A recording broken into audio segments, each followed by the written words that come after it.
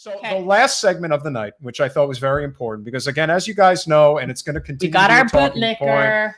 The Israeli-Palestinian conflict is going to continue to be discussed at length for quite some time. It's a very serious problem, but without question, if you're really looking for who the biggest hack of hacks is when it comes to this kind of issue, Bari Weiss, to me, completely takes the cake. She is our bootlicker of the week. I have been wanting to nail this sucker to the wall for a long time. But explain why. Now, this particular tweet or whatever message is not current. I pulled it, but this is her general position. Correct. On the Israel-Palestine issue.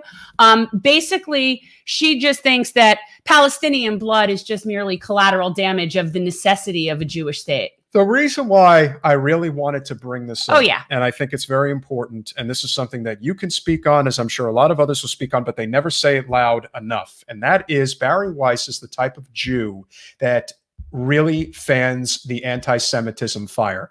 And this is somebody who believes that the Jews are the chosen people and that they should be able to do whatever they want.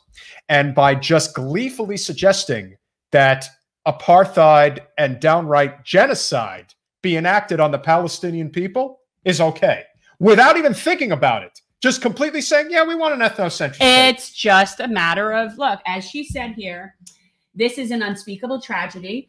It is also one of the unavoidable burdens of political power, of Zionism's dream turned into the reality of self-determination. So Palestinian blood must be spilled in order for the Zionists to get what they want. But here's the thing. What about the self-determination of the Palestinian people, Bari? What about the self-determination of the people that are being born into the world's largest open-air prison, Bari? So I guess they don't get the right of self-determination. Japanese internment comes to mind. You know? But you know what? Like, here's the thing. Even the people, like, even if you're a pro-Israel and you support the idea of a Jewish state, to be as callous and disregarding of what is going on there since 2014 specifically. I mean, and this is a lot of this is right-wing Netanyahu stuff that's going on that is taking it to an extreme. To be that cavalier and to talk like that, like that's just collateral damage, is so disgusting to me. It's shameful. And you know what, Bari? At least pretend that you give a crap. Why not just pretend that you give a crap? But yeah, so this person has used every single tool in her Swiss Army knife arsenal that she can use to try to feign some type of sympathy. Look, this is not the only person with this position, by the way. No, let's be fair. This is symbolic.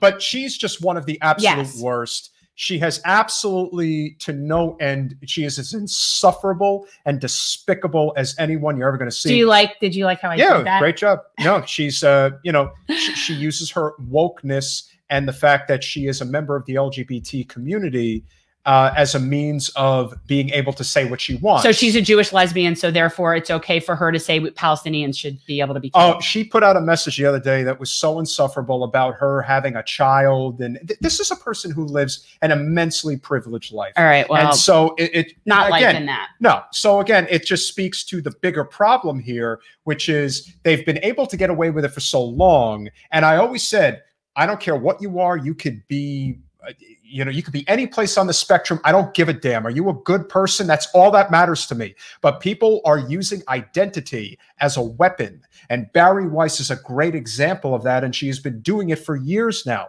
And whether you like Tulsi Gabbard or not is not the point. When she went on Joe Rogan's show and tried to paint Tulsi as an Assad toady and couldn't even define it, it was so clear as day that she got that talking point from whoever she deals with in the editorial room. I would assume at the New York sounds Times. like Clinton-esque. Very much so. It's it's like the Jewish liaison to the Clintonian world. Never meets a war she doesn't like and would not advocate for. And again, this is the problem. When you allow somebody like her to have a microphone and project this nonsense, if you want to know why anti-Semitism fires get stoked, it's because of people like this. Yes. And when you're not... She is quite a loathsome Jew. She is. It's very unfortunate. Oh, I don't want to claim her as my tribe. Listen, she's... Let's put it this way. if you think Deborah Messing is an insufferable Jew, she is an she's this times 10. Jew. She's Deborah Messing times 10. Like that's how much worse it gets. People. Yeah, Elvira, and you really don't want to know who okay, this so person this is a woman who is, I'm going to quote, journalist, worked as an op-ed writer, a columnist for the New York Times. She resigned like a year and a half ago. There was this big controversy and she stepped down because cancel culture. Yeah, she stepped down because of this whole controversy or whatever. And I always just kind of thought, don't let the door hit you on the way out. But I'm very unimpressed with her. She is obviously a very neoliberal Zionist person. And so I don't support that. I am in the process of trying to put together a panel for to discuss Israel, or at least get Rania on here. But right now, all my people that I want to talk to about Israel are all basically sitting on 24/7 streaming about Israel. So right now that there's a ceasefire, maybe I'll be able to get somebody to come on and talk about that. Thanks for watching. If you want to support our mission to transform politics into service, please like this video, subscribe, follow us on social media, and consider joining our Patreon, where you'll get early access to our interviews as well as other exclusive content. Links are in the description. Peace out.